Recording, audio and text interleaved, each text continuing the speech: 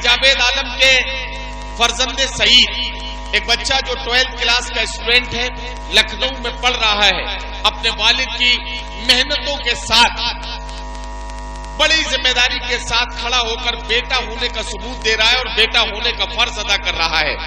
फरहान आलम को मैं आवाज देना चाहता हूं, वो अपने दिल की कोई बात आपसे कहना चाहते हैं।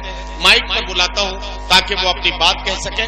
फरहान आलम को तालियों की गूंज में हौसला दीजिए ताकि वो आपकी खिदमत में अपनी बात कह सके। हज़रात गिरामी, अस्सलाम वालेकुम वरहमतुल्लाहि वबरकातुहू।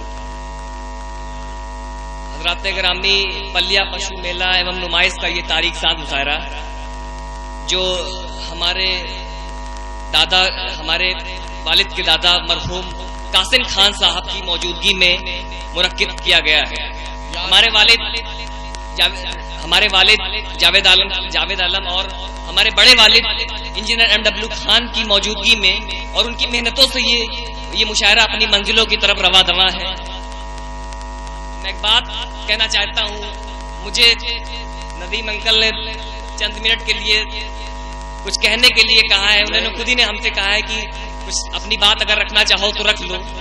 तो मैं एक बात कहना चाहता हूं कि जैसा कि मेरे वालिद जावेद आलम खान साहब ने इस महफिल को गंगा जहनी तहजीब का एक ऐसा सिग्नल दिया है, एक ऐसी चीज पैदा करने की कोशिश की है। इनकी मैं एक बात कहना चाहता हूं, एक शायर ने कभी कहा था कि दो बेटियां हैं मादरे हिंदुस्तान की, उर्दू बहन अजीम हिंदी जबान की। वाह। दो बेटियां हैं मादरे हिंदुस्तान की, उर्दू बहन है अजीम हिंदी जबान की। हज़रात गिरामी, अगर हमें यहाँ ये कहने दें तो बात मैं ये भी कह सकता हूँ कि सड़कों पर यूं ही लड़ भिड़ कर ऐसे ही गर बहा दोगे। सरहदों ने अगर लहू मांगा तो सरहदों को क्या दोगे। तो हमारी यही कोशिश है कि हम सही लाइन पे जा रहा है बेटा फरहान। अच्छा, फरहान का कमाल ये है कि फरहान जिस हौसले से अपनी बात कह रहा है, इसने आज जो है सबका दिल तो जीत नहीं लिया। ये तो दादी उठ के वहां तक आ गई, इसका मतलब ये है कि अब घर पहुंचने पर तुझे पैसे वैसे भी अच्छे मिलने वाले हैं। इंशाल्लाह लखनऊ जाने से पहले तेरा काम ठीक होने वाला है।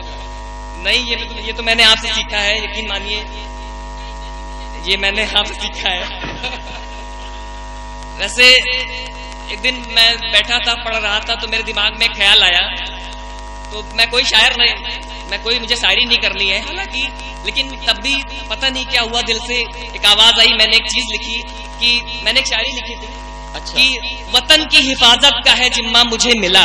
ओहो, मैं कुछ नसीब था कि सरहदों पर मैं शहीदों में मैं मिला। वाह वाह वाह। और जब निभाई जिम्मेदारी मैंने सरहद पर एक जवान बनके, उसकी एवज में मुझे तिरंगे का कफन मिला। वाह वाह वाह वाह वाह वाह वाह वाह। भाई क्या कहना बेटा, यकीन जानिए मेरी यही कोशिश है कि मेरे वालिद साहब ने मेरे लिए जो भी किया है, अल्लाह मुझे इतनी कुव्वत दे कि हम इस महफिल को हमेशा इसी तरह, इसी शानो शौकत के साथ हम इसे आगे भी ऐसे ही मुनक्किद करें। अल्लाह मुझे ये कुव्वत दे, मेरी अल्लाह से यह दुआ है। और मैं आपसे एक बात कहना चाहता हूँ कि एक शायर ने कभी कहा था कि हालात ने चेहरे की चमक छीन ली, वरना 2-4 बरस में तो बुढ़ापा नहीं आता। मैं इस दर्जा मसाइब के जहन्नुम में जला हूँ, अब कोई भी मौसम हो पसीना नहीं आता। और इसका मतलब यह है कि 2-3 साल के बाद अब इस मुशायरे को नाज़िम की जरूरत नहीं पड़ेगी। अरे नहीं, अल्लाह माफ करे। नदीम अंकल यकीन मानिए,